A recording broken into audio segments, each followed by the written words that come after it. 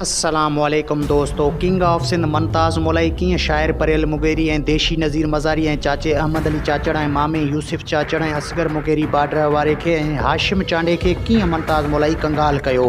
कुझु साल अॻु मुमताज़ मोलाई छो पंहिंजी ज़मीन खपाई। तफ़सीली ॻाल्हि ॿोल शुरू करण खां पहिरियां जेकॾहिं तव्हां असांजे यूट्यूब चैनल ते नवां आया आहियो त महिरबानी करे असांजे यूट्यूब चैनल खे सब्सक्राइब करे घंटीअ बटन ते क्लिक करे नोटिफिकेशन ऑल करे छॾींदा।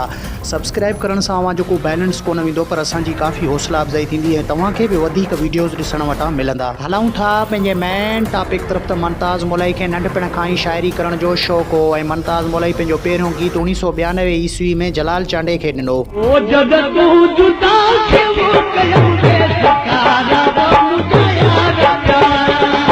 जलाल चांडे खां पोइ मुमताज़ मोलाई पंहिंजी शाइरी वरी मुरीद अब्बास खे ॾियणु लॻो।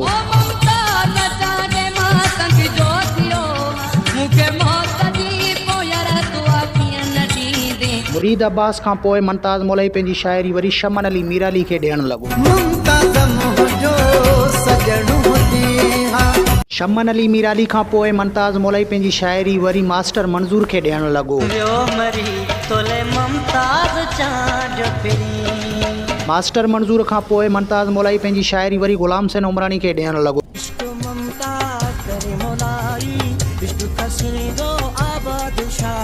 ग़ुलाम हुसैन उमरानी खां पोइ ऐं आख़िर में मुमताज़ मोलाई पंहिंजी शाइरी वारो हथु निघत नाज़ ते रखियो ऐं निघत नाज़ जे पहिरें एल्बम जो मुमताज़ मोलाई सिलेक्शन शाइर बणियो।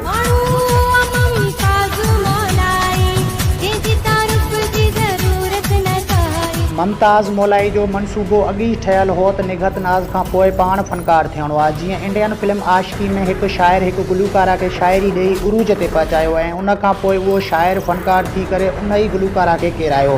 जीअं मुमताज़ मोलाई फ़नकार थी निघत नाज़ खे केराइण जो पंहिंजो पहिरियों टारगेट रखियो।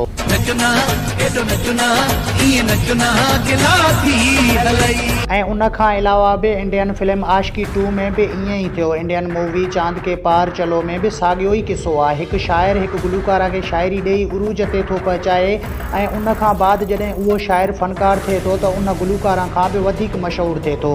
साॻीअ तरह जीअं मुमताज़ मोलाई फ़नकार थियण बाद निघत नाज़ खां बि वधीक मशहूरु थियो। मुमताज़ मोलाई फ़नकारी जी शुरूआति 2012 खां कई ऐं मुमताज़ मोलाई जे पहिरें एल्बम जो उनवान हो इश्क ज़िंदाबाद। ऐं शुरू में मुमताज़ मोलाई खे माइक खणण बि कोन ईंदो हो ऐं सिंधी अदाकार सोहराब सूमरे बि उन ते फ़नी क्लिप ठाहिया।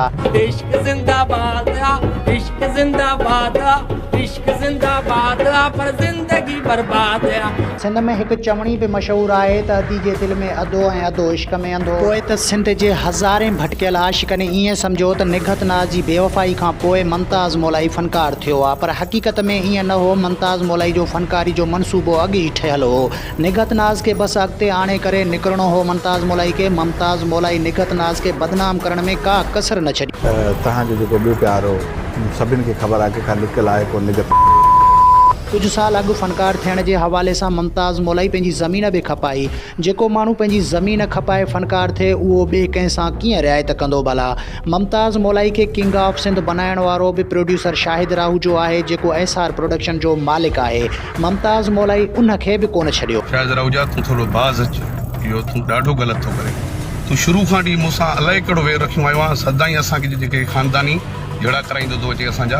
मुमताज़ मोलाई पंहिंजी नई ऐं पुराणी शाइरी में नवां नाला लॻाए करे करोड़े रुपया कमाया जंहिंमें मुमताज़ मोलाई परेल मुगेरी, देशी नज़ीर मज़ारी, अब्बास अली चांडियो ऐं चाचे अहमद अली चाचड़ ऐं मामे यूसुफ चाचड़ ऐं हाशिम चांडे ऐं ॿियनि केतिरनि ई माण्हुनि खे मुमताज़ मोलाई कंगाल कयो। दोस्तों हिन वीडियो जे बारे में असांखे कमेंट्स जे ज़रिए पंहिंजे क़ीमती राय खां ज़रूरु आगाह कंदा। मिलंदासीं नए वीडियो में। तेसिताईं अल्लाह हाफ़िज़।